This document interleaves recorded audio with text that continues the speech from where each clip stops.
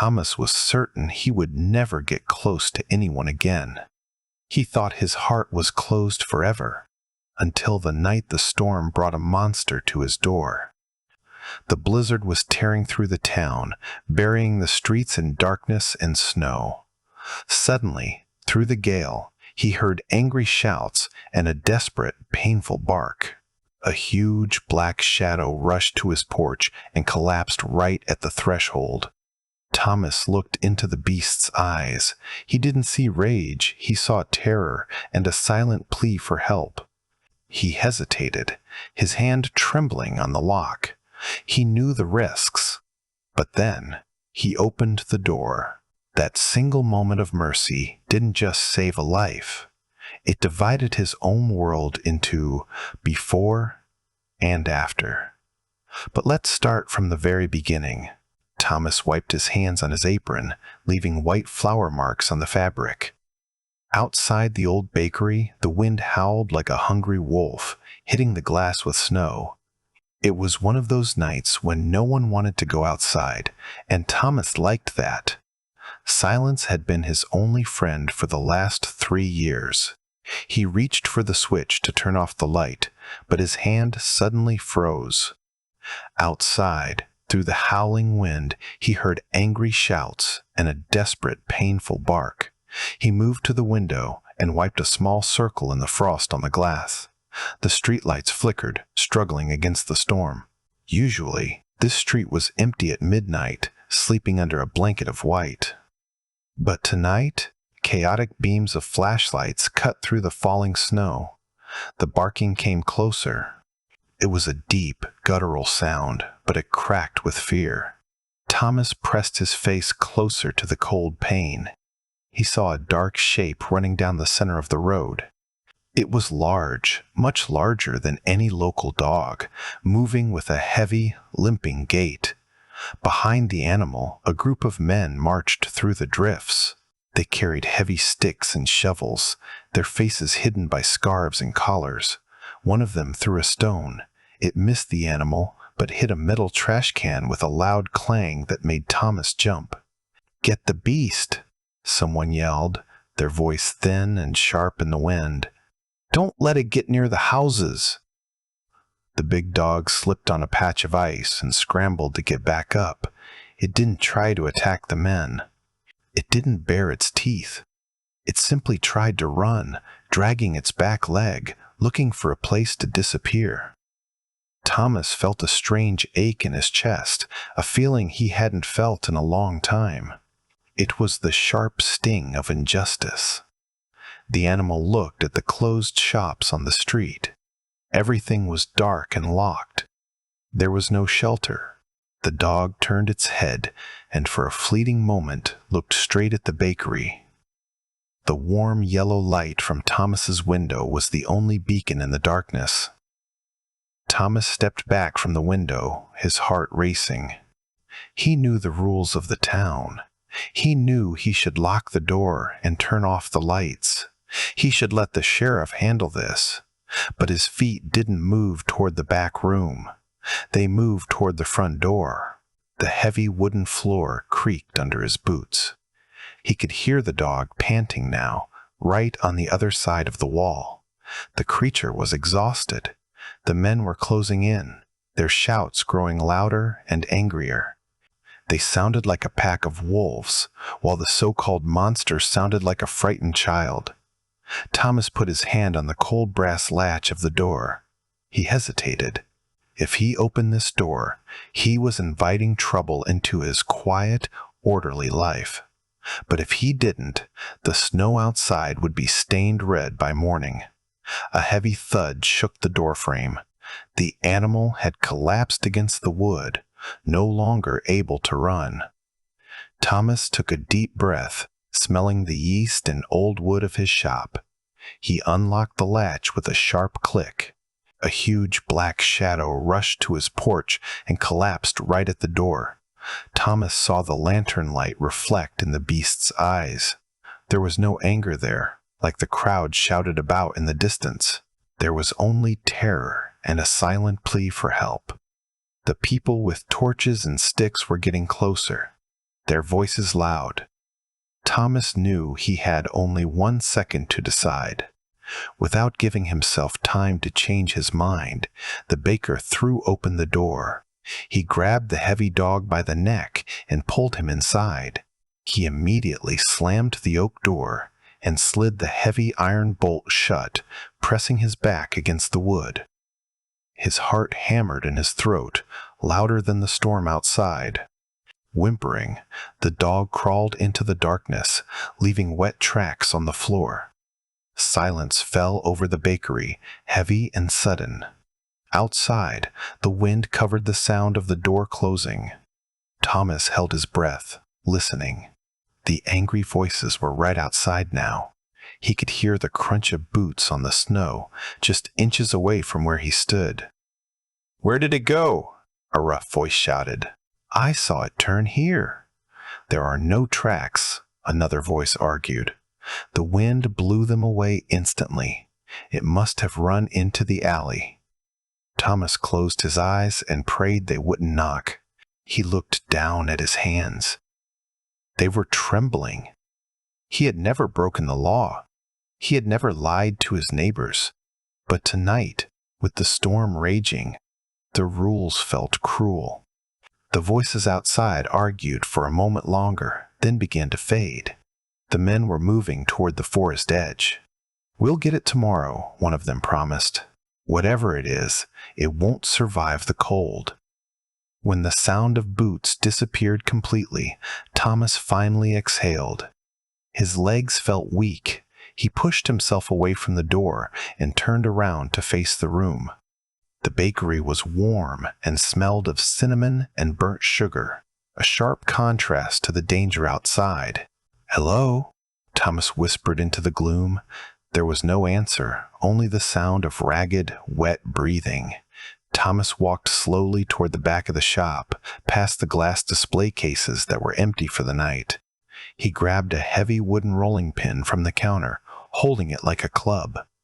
He didn't know this animal. It was huge, wild, and possibly dangerous. He reached the storage area where the flour sacks were stacked high. On the floor, he saw spots of dark blood mixed with melted snow. The trail led into the deepest corner, the one place where the light from the street lamps couldn't reach.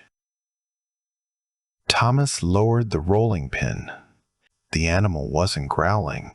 It wasn't preparing to attack. It was trying to make itself small. It was trying to disappear into the wall. Thomas felt a sudden wave of shame for holding a weapon. He remembered how he felt after his wife died, how he wanted to hide in the dark, away from everyone's pity and questions. He understood this desire to be invisible. He placed the rolling pin back on the table. He moved a step closer, his movements slow and deliberate. The breathing in the corner stopped for a second, then resumed, faster this time. The dog was terrified of him. Thomas walked to the dark corner behind the flour sacks where the animal was hiding. He couldn't see the whole dog, only the outline of his powerful back, shaking with every breath. "You are safe now," Thomas whispered, though he didn't quite believe it himself. "I will call you Shadow, because you shouldn't be here." Morning brought a cold gray light through the high bakery windows.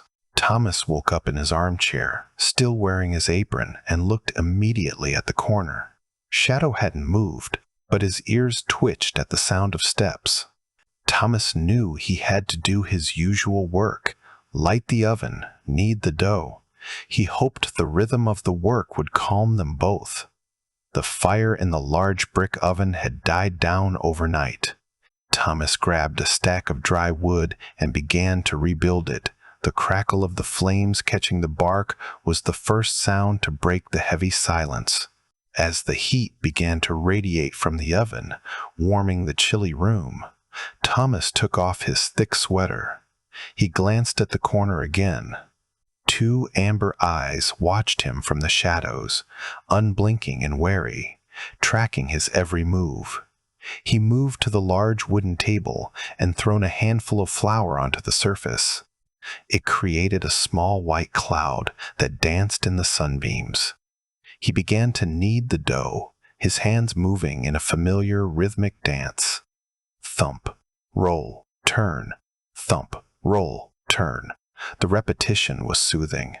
Thomas sensed that the dog was listening to the rhythm, its breathing slowly syncing with the work. Suddenly, he heard a dry, raspy cough from the corner. The animal was thirsty. Thomas stopped, wiped his floury hands on a towel, and filled a metal bowl with cool water from the tap. He didn't walk directly to the dog, knowing it would scare him. Instead, he slid the bowl across the floorboards. It stopped a few feet from the dark hiding spot, spilling just a little water. Thomas went back to the table and turned his back on purpose. He wanted the beast to know he wasn't a threat. Seconds later, he heard the frantic, messy sound of a dog lapping up water. The smell of baking bread soon filled the small room, rich and comforting. It was the smell of life and safety. It was a smell that could make even a wild heart feel at home. Thomas pulled the first tray of golden loaves from the oven. The crust crackled as it cooled. He looked at the dog, who had poked its nose out just an inch, sniffing the air hungrily. "You're hungry," Thomas said softly to the room. "I don't have meat, but this is the best bread in the county." When the bread was ready, Thomas broke off a large, steaming piece and placed it on the floor, a meter away from the dog's hiding place. He stepped back and sat on a chair, not looking directly at the beast. There was a rustling sound, then the click of claws. Shadow slowly stepped into the light, grabbed the bread, and vanished back into the shadows just as quickly. It was the beginning of trust.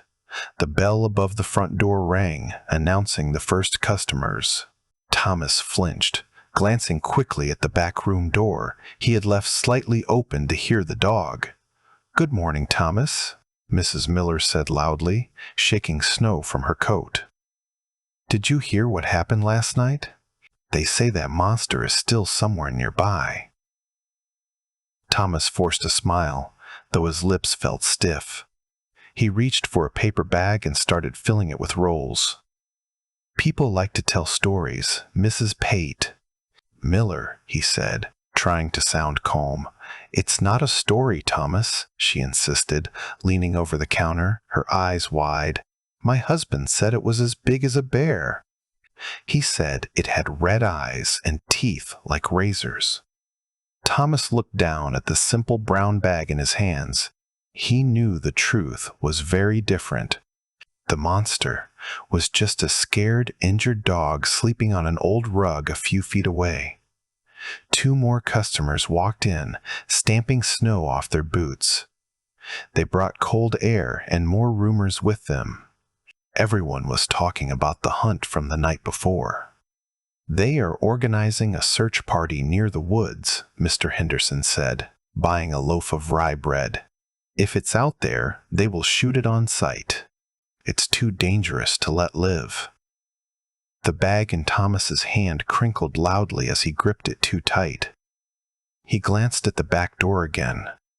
Was Shadow awake? Would he growl at the strange voices? For a terrifying moment, Thomas thought he heard a whine from the back room. He coughed loudly to cover the sound, dropping some coins into the cash register with a loud clang. The customers didn't notice his nervousness. They were too busy discussing the danger. They saw a beast. Thomas saw a victim. For the first time in years, he felt like a stranger in his own town, holding a secret that separated him from everyone else. Then, the conversation stopped abruptly. The heavy silhouette of a man filled the front window. The mood in the shop changed from excitement to seriousness. The sheriff appeared in the doorway, his heavy boots thumping on the wooden floor. He looked carefully at the baker. "Did you see anything last night, Tom? We found blood near your porch." Thomas clenched his fists under the counter, feeling cold sweat run down his back. "Nothing, Sheriff. The wind was so loud, I couldn't even hear my own thoughts. As soon as the sheriff left and the town went to sleep, Thomas locked the front door and returned to the back room. Now, it was quiet and safe. He brought a bowl of warm water and a clean cloth. Shadow lay on his side, watching the man with intelligent amber eyes.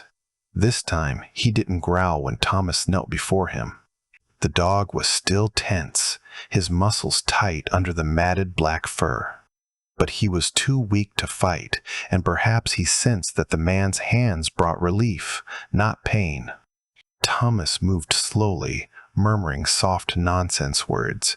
He dipped the cloth into the water and gently touched the dog's flank. The fur was stiff with dried mud and blood. As he cleaned away the dirt, Thomas saw the truth of the dog's life written on his skin. It wasn't just the fresh cuts from last night. There were old, white lines, scars from chains, scars from fights, scars from things Thomas didn't want to imagine. This animal had known cruelty long before he knew this bakery. "They hurt you, didn't they?" Thomas whispered, his voice thick with emotion. "They made you afraid, and then they blamed you for your fear." Shadow flinched when the cloth touched a sore spot on his shoulder. Thomas pulled back instantly. "I'm sorry," he said softly. "I'm sorry, boy." He continued his work, careful and patient. The water in the bowl turned pink, then dark. With every layer of dirt removed, the monster looked less like a beast and more like a broken soul. Thomas paused, looking at his own hands. They were rough, scarred from burns and hard work. He looked at the empty chair in the corner where his wife used to sit while he baked.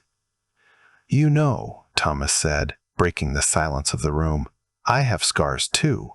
You can't see them, but they are there." He looked into the dog's eyes, which were no longer wide with panic. They were deep and listening. It felt strange to talk after so much silence, but it also felt necessary. While cleaning the deep cut on the dog's paw, Thomas suddenly began to speak. The words flowed out, filling the empty space that had been silent for years. He spoke of his wife who had passed away and how he had forgotten what it meant to care for a living thing. Shadow sighed, rested his heavy, shaggy head on Thomas's knee, and closed his eyes. In that silence, the loneliness disappeared. The peace was broken the next day when a neighbor's cat jumped onto the bakery windowsill. Forgetting to be careful, Shadow jumped up and let out a short, powerful bark that shook the glass. Thomas froze with a tray in his hands. In the shop, there was dead silence. All three customers stared at the backroom door. It was a sound that didn't belong in a bakery. It was deep, wild, and unmistakably the sound of a large animal. The customers looked at each other, their eyes widening with realization.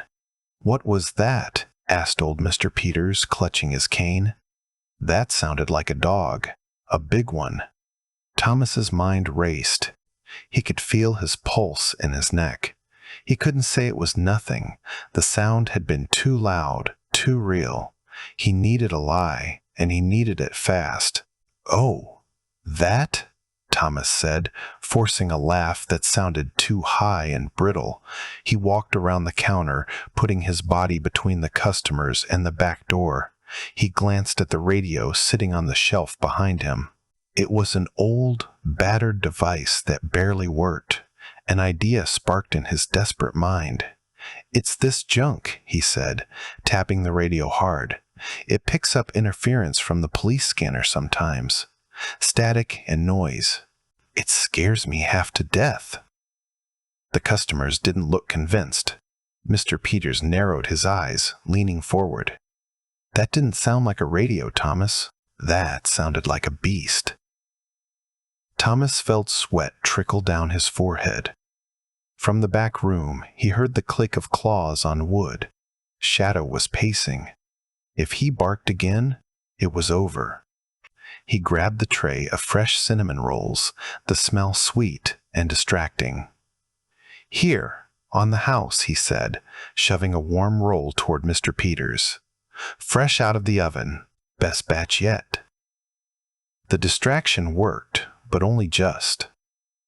The customers took the free food, murmuring thanks, but the tension remained in the air. They ate quickly and left sooner than usual, whispering as they stepped out into the snow. Thomas locked the door behind them and leaned his forehead against the cool glass. He watched them walk down the street, stopping to talk to the sheriff who was passing by. They pointed back at the bakery. Thomas dropped the tray with a crash, trying to hide the echo of the bark, and laughed nervously. "That cursed radio," he shouted, wiping his forehead. "It always turns on at full volume." "Old technology. What can you do?" The customers smiled uncertainly and left, but Thomas saw suspicion in their eyes. He leaned against the wall and slid down. Time was running out. By evening, the sky turned dark, and the storm of the century began. Snow fell in such a thick wall that the streetlights vanished into the white mist.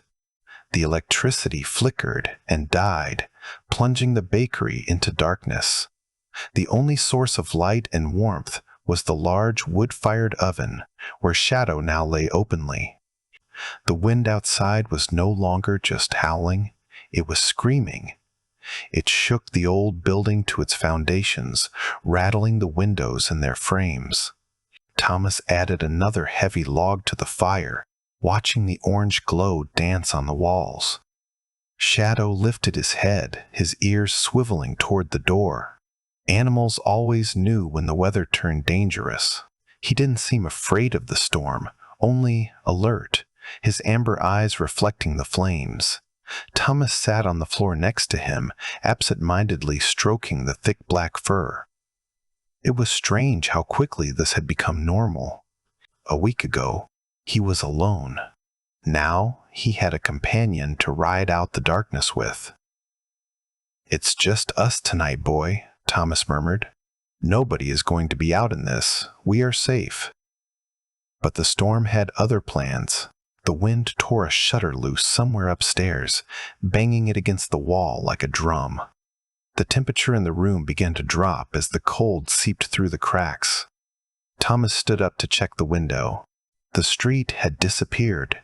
There was no road, no houses across the way, just a swirling vortex of white chaos. It felt like the end of the world. He turned back to the oven, grateful for the simple, ancient technology of fire and stone. Modern comforts had failed, but the bakery's heart was still beating. Then, above the roar of the wind, he heard a sound that made his blood run cold. It wasn't the banging shutter. It was a human voice, faint and frantic. Shadow stood up instantly, a low growl rumbling in his chest. He wasn't growling at a threat, he was signaling an intruder. Suddenly, someone started pounding on the door. It wasn't a polite knock, but the blows of desperation. Thomas opened the bolt, and the wind literally threw his neighbor Mrs. Gable inside. She was covered in snow, hatless, her face white with terror. "Thomas!" she screamed, grabbing his hands. "Lily, my granddaughter!" She went out into the yard and vanished. "I can't find her." The woman's words hung in the air, heavy and terrible. Outside, hell was breaking loose, and visibility was zero. Thomas knew human eyes were useless in such snow. He looked at Shadow. The dog was already standing, ears pricked up, his nose twitching as he smelled the cold air rushing in. Thomas realized it was now or never. Mrs. Equal, Gable was shaking violently, crying into her frozen hands. "The sheriff can't get his car through," she sobbed. "Nobody can see anything." "She's so little, Thomas." "She'll freeze." Thomas looked at the fragile woman, then at the powerful beast beside the oven. He knew what the town thought of Shadow. He knew that revealing him meant risking everything: fines, arrest, maybe even the dog's life. But he also looked at the window where the white death was swirling. A child was out there alone. Rules didn't matter anymore. Fear didn't matter. Only life mattered. "Mrs. Gable," Thomas said, his voice unusually commanding, "listen to me." He walked over to a hook on the wall and grabbed a thick coil of rope. He knelt beside Shadow and looped it gently around the dog's neck, fashioning a makeshift leash. Shadow stood still, sensing the gravity of the moment. "What are you doing?" Mrs. Gable asked, wiping her eyes. "We need to go. We need to search." "We can't find her," Thomas said, standing up. "Our eyes are blind in this storm." But he isn't. He stepped aside, revealing the massive black dog in the firelight. Shadow looked at the woman, his tail giving a tiny, hesitant wag. The baker took a thick rope, tied it to the dog's collar, and looked at the weeping woman. "We will find her," he said firmly. Mrs. Gable looked up and gasped when she saw the huge black beast emerging from the shadows. "That's the monster!" she breathed. "No," Thomas answered, opening the door into the storm. "He is our only chance." The wind tried to knock them down, and the snow stung their faces like thousands of needles. Thomas could barely hold the rope, but Shadow walked with confidence, nose low to the ground. The dog, who had been limping yesterday, now moved with the power of an icebreaker, cutting a path through the drifts. He ignored the shouts of people trying to organize a search. He had a mission. They stepped off the porch and were immediately swallowed by the white void. Thomas couldn't see more than a foot in front of him. He gripped the rope with both hands, letting the dog lead. "Trust him," Thomas whispered to himself, shielding his eyes. "Just trust him." Behind him, he could hear Mrs. Bress's Gable screaming Lily's name, her voice snatched away by the gale. Other neighbors were out there too, their flashlights looking like weak fireflies in the storm. Shadow pulled hard to the left, away from the road and towards the open fields. This was dangerous terrain, full of hidden ditches and frozen streams. Thomas stumbled, sinking waist-deep into a drift, but the rope went taut. Shadow waited, looking back with glowing eyes, urging him on. "He has a scent!" Thomas shouted back to Mrs. Pay. Gable, though he wasn't sure she could hear him. The dog began to move faster, zigzagging through the snow. His head snapped back and forth, catching invisible threads of smell in the chaotic wind. He wasn't guessing, he was tracking. They reached the edge of the woods where the trees groaned under the weight of the snow. It was darker here, ominous and cold. Shadow didn't hesitate. He dove into the brush, dragging Thomas through thorny branches that tore at his coat. Suddenly, Shadow stopped at the edge of a ravine and began to dig furiously in the snow. Thomas rushed to him, falling to his knees. Under the thick layer of white, they saw the edge of a pink jacket. Shadow didn't bite or pull. He lay his huge, hot body over the child, shielding the girl from the wind, and whined softly, calling for help. The storm settled only by morning, leaving the town shining under a bright sun. The bakery was full of people, but this time they didn't just come for bread. The girl was alive and safe, sitting on a bench wrapped in a blanket, drinking hot milk. Beside her, resting his head on her small boots, slept the huge black dog. The air in the shop was different today. It wasn't just the smell of yeast and sugar. It was the warm hum of gratitude. Neighbors who had once carried sticks to hunt the beast now stood in line to pat his head. Mrs. Gable was weeping again, but these were tears of relief. She kept touching Lily's hair, then reaching out to touch Shadow's thick fur, as if checking that the miracle was real. "I was so wrong," she whispered to Thomas, who was busy refilling coffee cups. We were all so wrong. Thomas smiled, tired but lighter than he had felt in years. He looked at Shadow. The dog was exhausted, snoring softly, twitching in his sleep. He wasn't hiding in the dark corner anymore. He was right in the center of the room, exactly where he belonged. The door opened, and the bell chimed brightly. It was the sheriff. The room went quiet for a moment, old habits of fear dying hard. But the sheriff wasn't reaching for his weapon. He walked over to the bench and crouched down. Lily giggled as Shadow licked the milk from her fingers. The sheriff watched them for a long moment, shaking his head in disbelief. The sheriff walked up to the counter, took off his hat, and looked at the sleeping beast, then at the baker. "I should fine you for harboring a dangerous animal, Tom," he said with a faint smile. "But it seems our town has a new rescuer." Thomas placed his hand on Shadow's warm neck. The dog opened one eye, wagged his tail, and went back to sleep. The baker knew this was a blessing he hadn't asked for, but one he desperately needed.